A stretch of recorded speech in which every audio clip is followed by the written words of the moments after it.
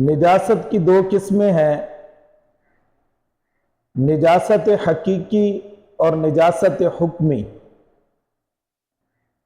نجاست حقیقی وہ ظاہری ناپاکی جو دیکھنے میں آ سکے، جیسے پیشاب، پاخانہ وغیرہ۔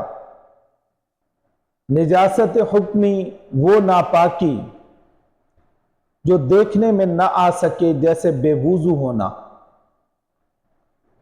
پھر نجاست حقیقی جو ہے اس کی دو قسمیں ہیں،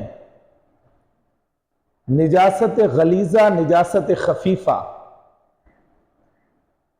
نجاست غلیظہ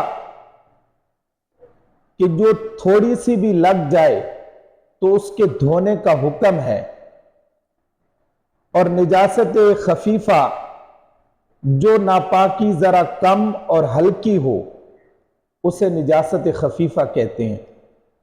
نجاست غلیظہ کہ جو ناپاکی سخت ہو، تھوڑی سی بھی لگ جائے تو اس کے دھونے کا حکم شریعت مطہرہ نے دیا ہے، اور نجاست خفیفہ کہ جو اس سے ہلکی ہو اور ذرا کم ہو نجاست غلیظہ سے، اس کو نجاست خفیفہ کہتے ہیں۔ نجاست حکمی کی دو قسمیں ہیں،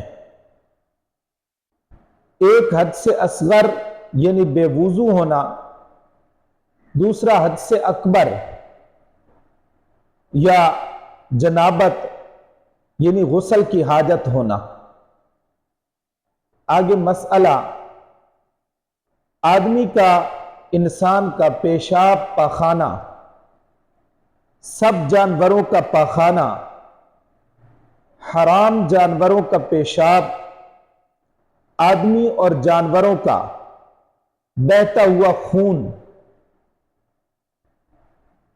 اور اسی طرح منی اور شراب نجاست غلیظہ ہے۔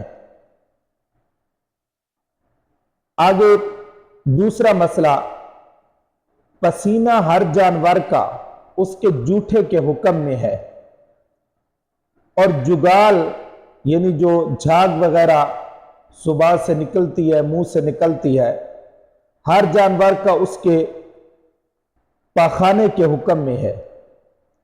مرغی، بطخ، مرغابی کی بیٹ اور سور کا گوشت، بال، ہڈی وغیرہ، اس کی سب چیزیں جو ہیں نجاست غلیظہ ہیں۔